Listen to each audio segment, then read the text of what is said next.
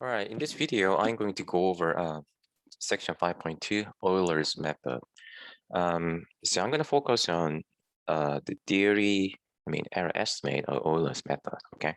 So because you can find a whole bunch of the YouTube video introducing the technique of Euler's method. So okay, let me start. So here, what you're going to do, here, 5.1, we studied the basic theorems of integral problems.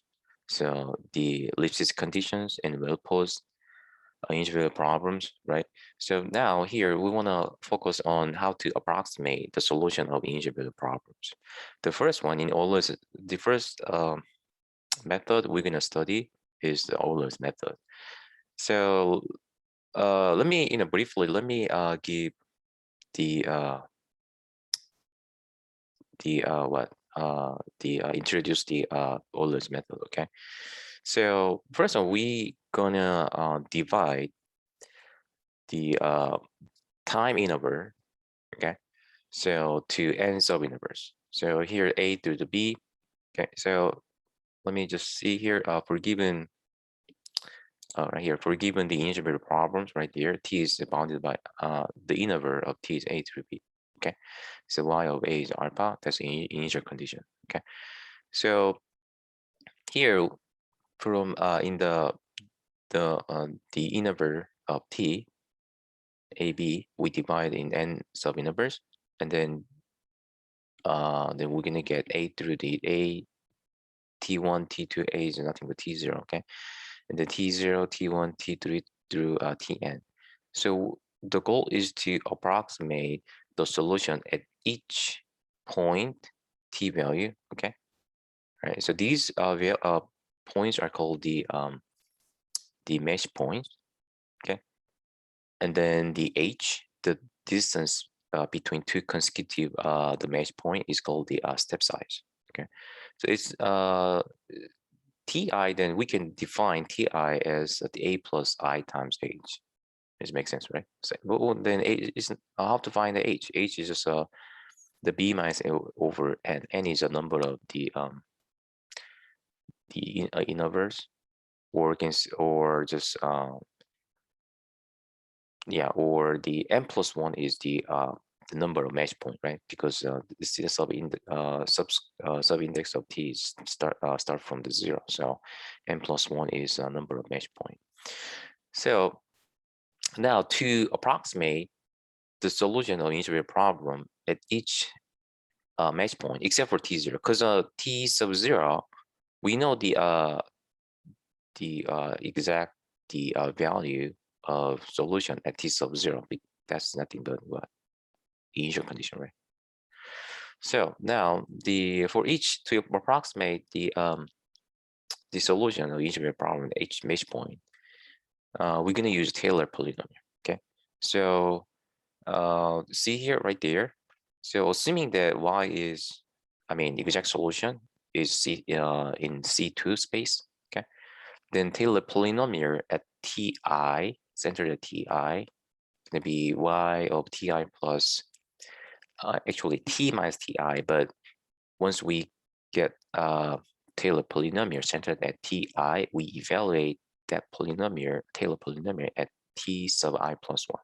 Okay, so that's what we got, t sub I plus 1 minus ti times y prime plus, t sub I plus 1 minus ti squared over 2, actually 2 factorial, right? 2 factorial times y second derivative. Now we see that why we assume that, suppose that y is in C2 space, because see that y second derivative is involved in the Taylor polynomial. Okay, and then definitely cosine I is in ti comma ti plus 1. Okay, and then ti plus 1 minus ti is nothing but h, right? That's a step size. This is a step size, right? So we can simplify that Taylor expansion, or we can say Taylor polynomial, as like this: y of ti plus h times y prime. Okay, so h squared last term is the that's the truncation error. Okay, called, we'll see this one at 5.2. Okay, but anyway, so we assume that the integrated problem is the well posed. Okay, So why t is unique solution, has that integral problem unique solutions. So then y prime ti is equal to f of ti comma y of ti. So then thus y of ti plus 1 is equal to, see, what we're gonna do, so we're gonna replace y prime of ti with f of ti comma y of ti. Okay, so because y of t is a unique solution, it means that there is y prime has only one solution, the form of f. Okay, so that's why we can replace a y prime with f. Okay, so we're gonna get this y of ti plus h times f of ti comma y of ti. So, and then last time I'm gonna talk about this one later. Okay, so now this one, see, first true term, we're gonna use the first true term to construct the approximation at ti. Okay, t sub I. So now then, the wi be an approximation to y of t sub I obtained by Euler's method. Then w sub 0 equals alpha. That's the initial condition. Okay, so w sub I plus 1. That's the, actually we just want to establish Euler's formula. We use this one. Okay, that one, and then we're gonna kind of just switch the notations and letters. Okay, so xw sub I plus nothing but y of t sub I plus 1, and the w sub I is nothing but y of ti. Okay, so plus h times f of ti comma wi. Okay, that is called a difference equation associated with the Euler's method. So difference equation, there are many there are so many difference equations. Okay, depending on the numerical method. Okay, so in Euler's method, that is a difference equation. Okay, so I equals 0 through the n minus 1. Now, since initial condition is given, okay, so when I equals 0, w1 is equal to w0 plus h times w0 is known, which is initial condition, which is alpha, plus h times f of t0 comma w0. What's the w0? Alpha. So we can figure out w1, right? So repeating this, we can find out approximation at each mesh point, right? So let's see, what does that mean in geometry? Okay, so Euler's method. So see here, let's say this is the graph of the exact solution. All right, so first one, a, when t equals a, we can since the initial condition is given, w0 is alpha, which is exactly the same as the exact solution, right? So now when t is equal to t sub 1, right? So true solution is a y of t sub 1 right there. Okay, but since we're gonna what? Actually, this is nothing but what? The Taylor polynomial with degree 1, right? Order 1. Taylor polynomial of order 1. So centered at what? T sub I. So it means that we're gonna get the Taylor Euler method at t0 gonna be just nothing but straight line passing through the just touch the that point t0 comma y of t0. Okay, so now then evaluating that Taylor polynomial order 1 at t equals t1, we're gonna get that point. Okay, there's difference, right, between the exact solution and then approximation obtained by Euler's method, right? So keep doing that. So we get the some kind of, we're gonna get the gap for each mesh point, right? So that's the geometrical interpretation of Euler method. This is not quite good method, but it's good to start. It's really good kind of good and basic method to dig out more advanced the method for solving algebra problems. Okay, so now there is a difference equation right there. And then, so now we see that. And then see f of ti comma wi. This is actually what? Approximation can be considered as approximation of y prime of ti, right? Okay.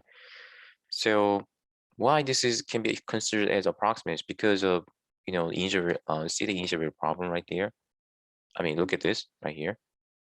Okay. Or you can see integral problems right here. Okay. Here. If you just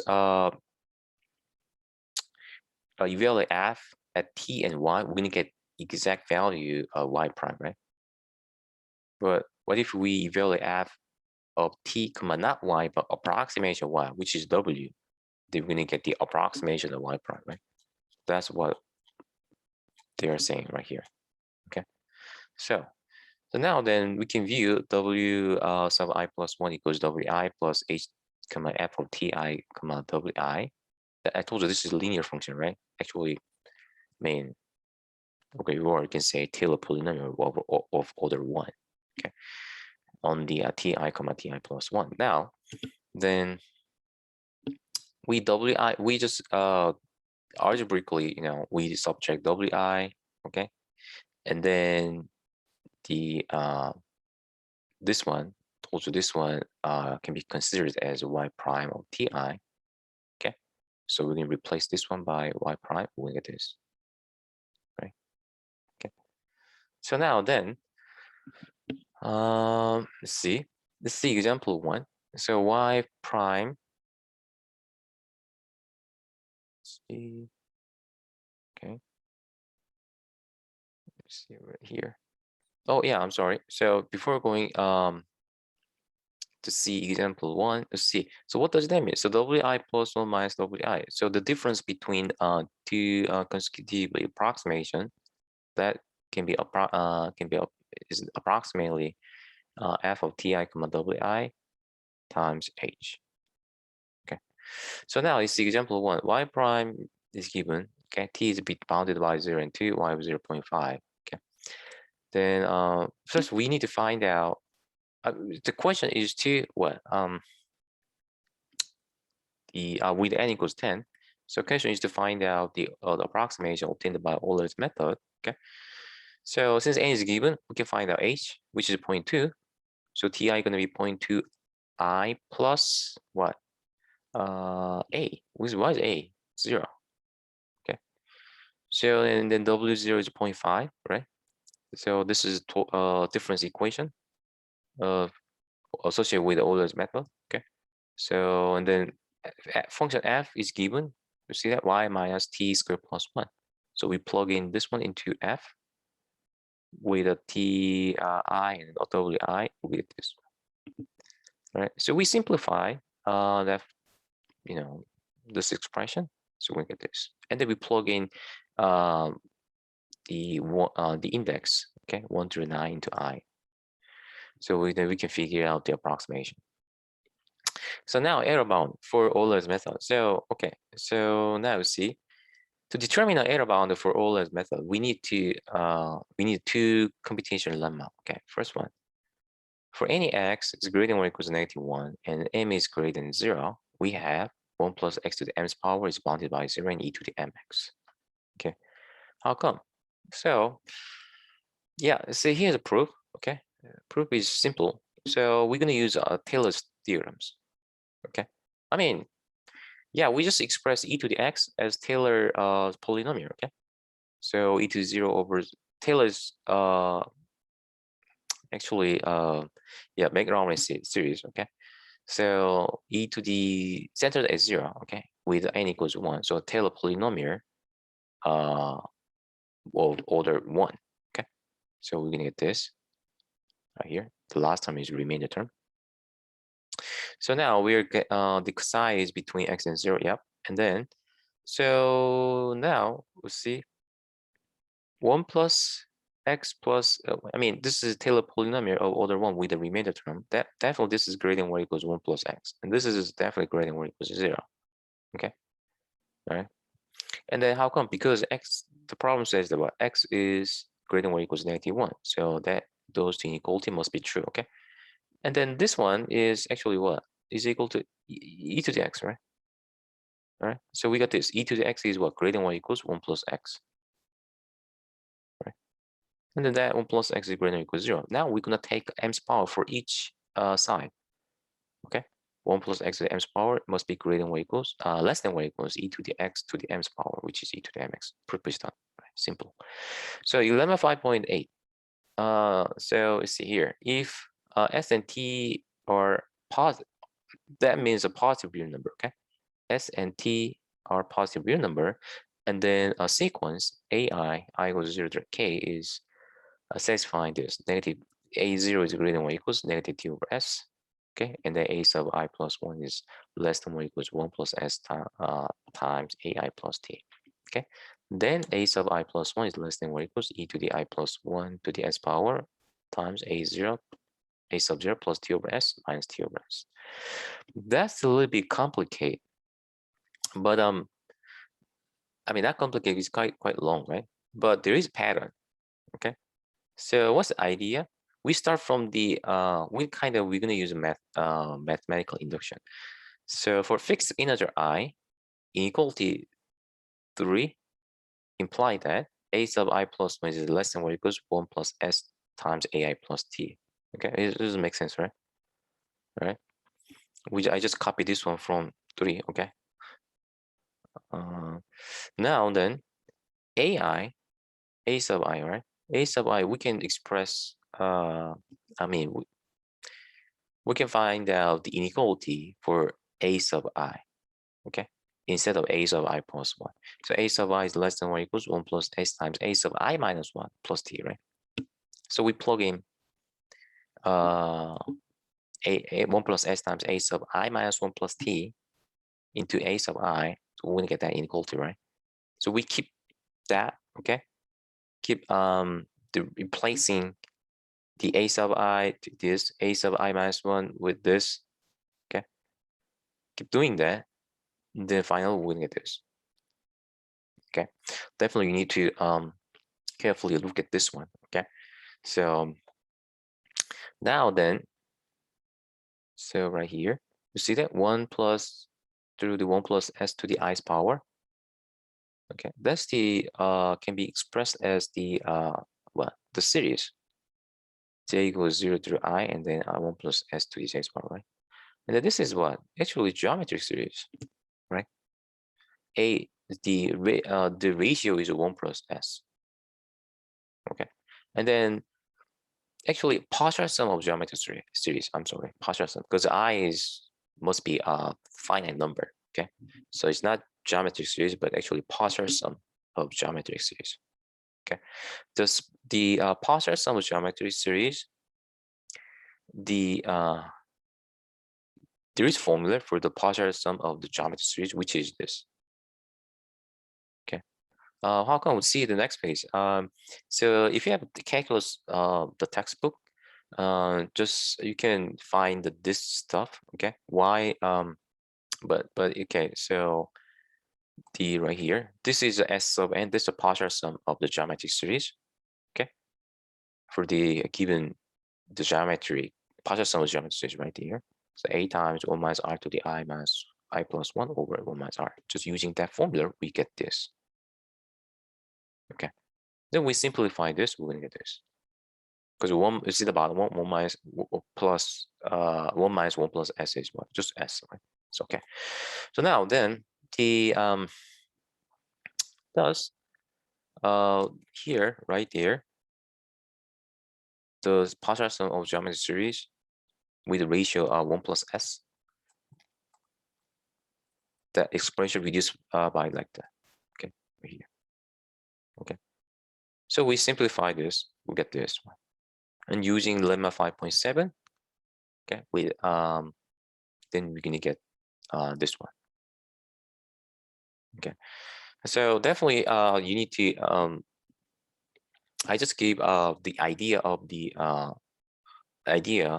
how to prove the lemmas. Okay, so you definitely need to go over this one. Okay, so theorem those two lemmas we're gonna prove theorem 5.9. That's the error bound for Euler's method.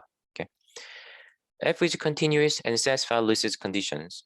And then on the convex set, domain D is a convex set, okay? And then there is M, which means that the second derivative of exact solution is bounded by M, okay?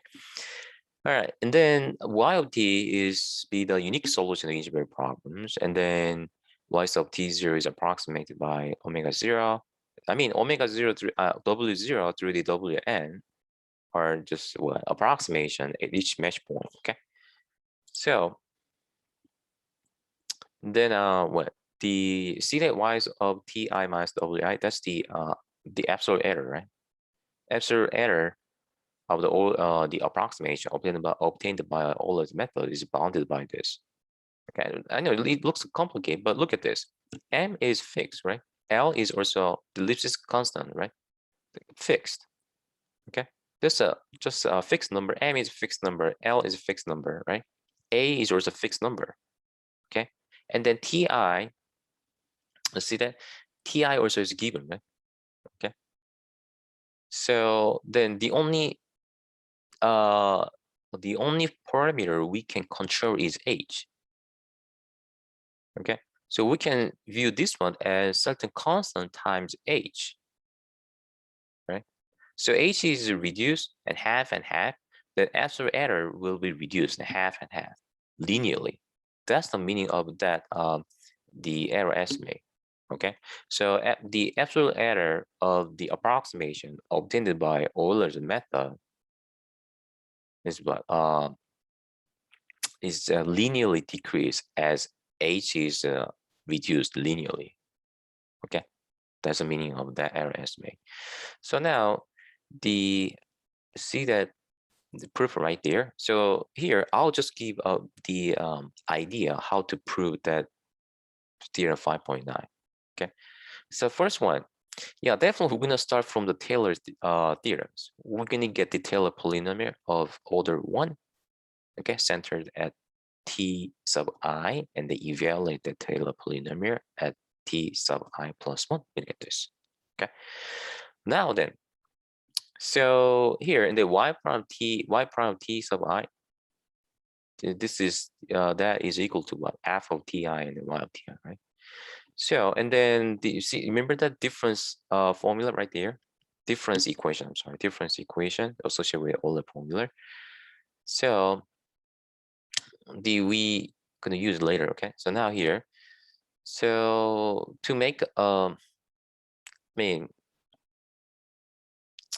to make you know, for convenience, let me just use the notation y sub y, that's the y of T sub y, and the y sub I plus 1 denoted by y of T sub I plus 1. Okay, now all right, so we're gonna start from this. We're gonna subtract w sub I plus 1 from y sub I plus 1. Okay, so what y sub I plus 1 is what? This one. Okay, and then w sub I plus 1 is what? This one.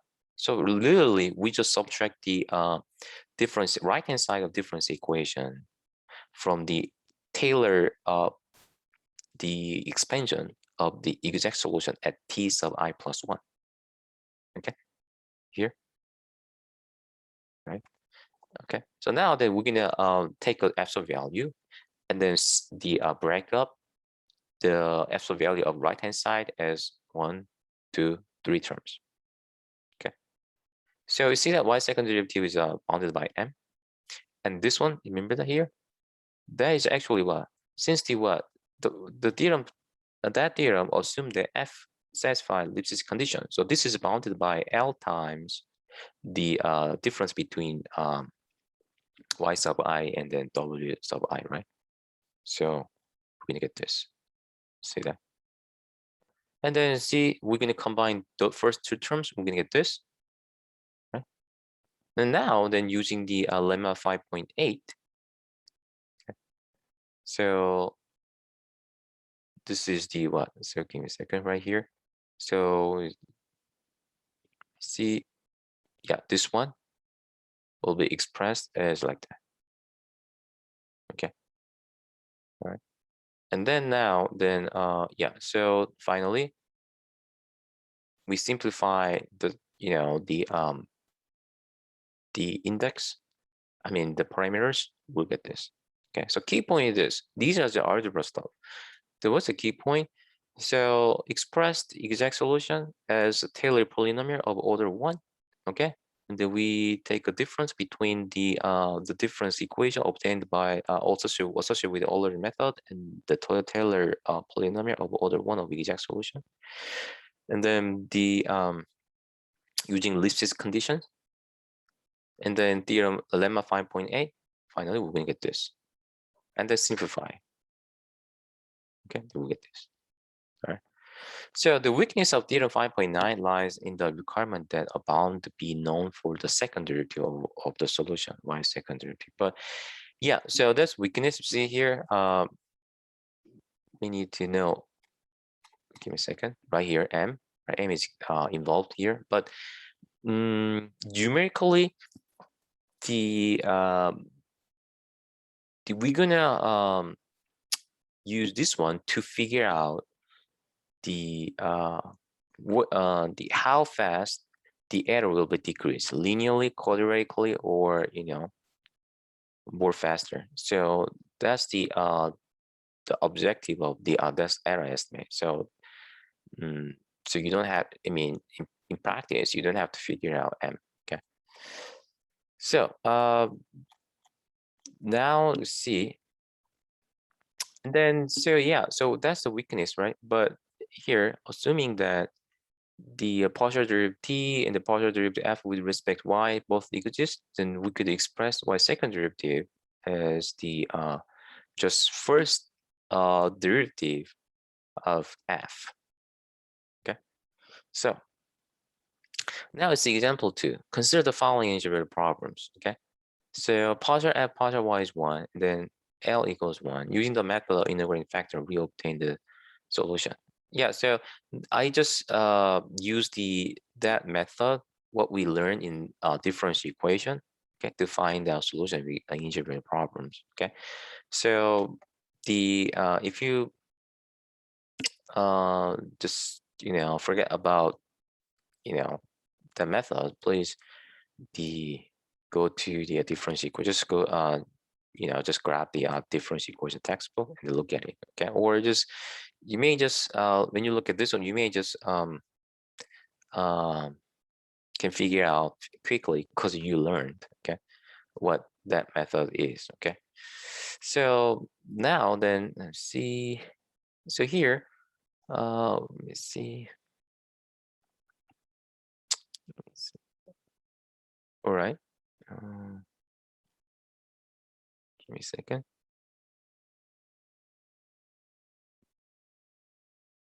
Oh, all right. So now then, yeah, I think I didn't see. Yes. So I didn't. Yeah, I didn't just write down the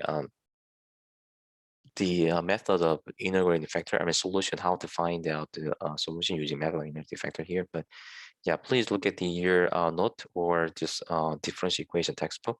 Okay, then you can figure out that. So now then, so to figure out the error, the question is this: we want to figure out the error bound, okay, of that problems. So then we need to figure out m, right, L and H, right? So now we get this. Right? So we just simply plug in all the values of parameter into the theorem 5.9 right there. That's right here. Okay. See. So now, give me a second.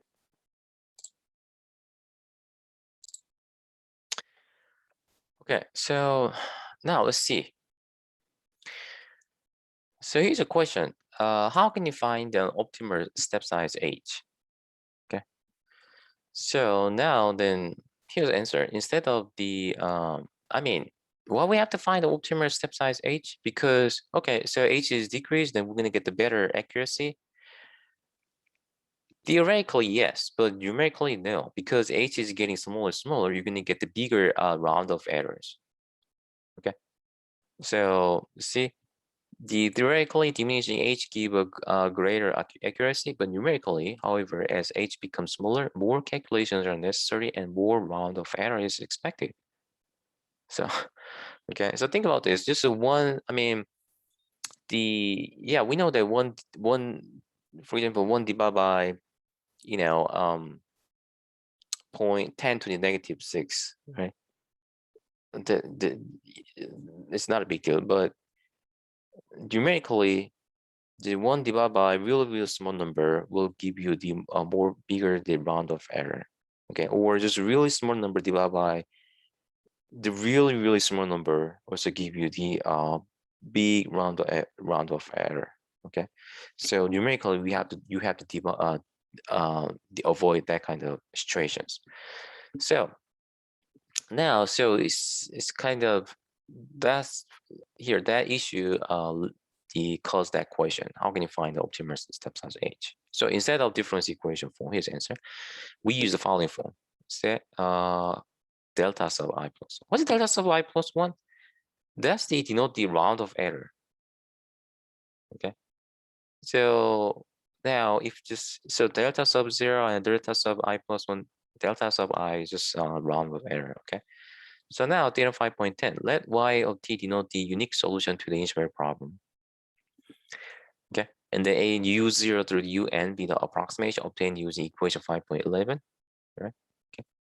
So now if delta I is bounded by delta, okay, then we assume all the hypotheses stated in theorem 5.9.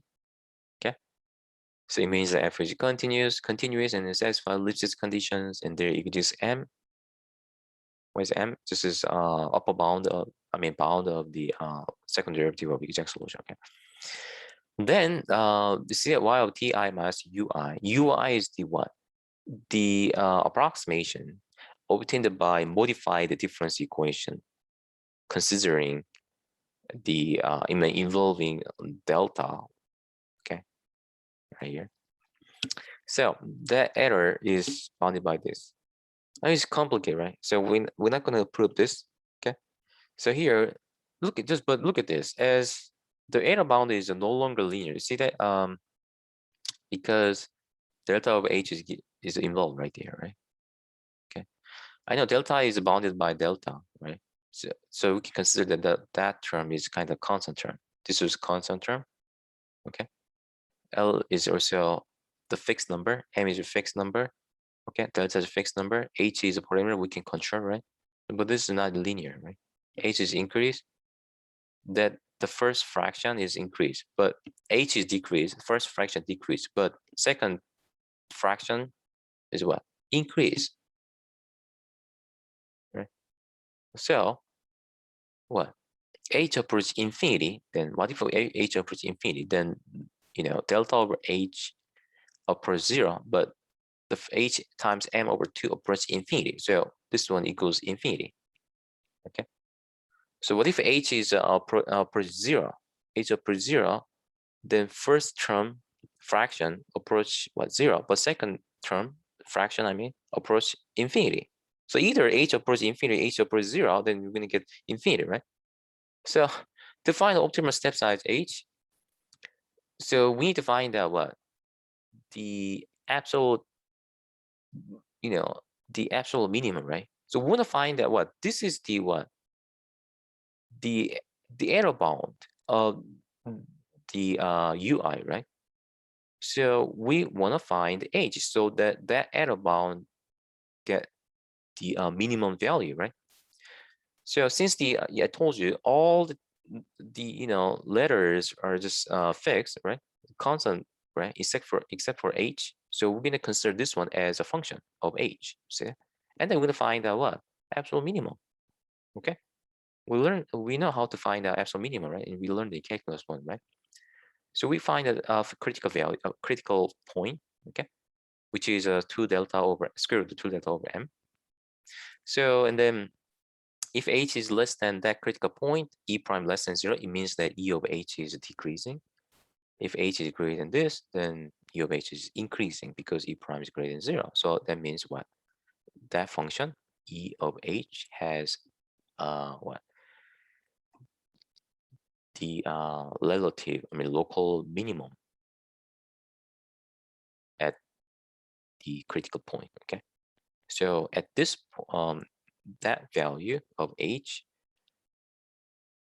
this error, that absolute error has minimum value, bounded by minimum value. Okay, so this is that means this is optimal step size h. Okay, so how do you determine delta? Normally, delta is sufficiently small that this lower bound for h does not affect the operation of Euler's method. In practice, delta is 10 to -6, -7, or -8. Okay, so numerically, yeah, we choose the delta as the one of them. Okay, so that's for chapter 5.2. Okay, so try to understand all the proof of theorems. Okay, and then you need to know how to apply those theorems into the problems. Okay, let me stop here.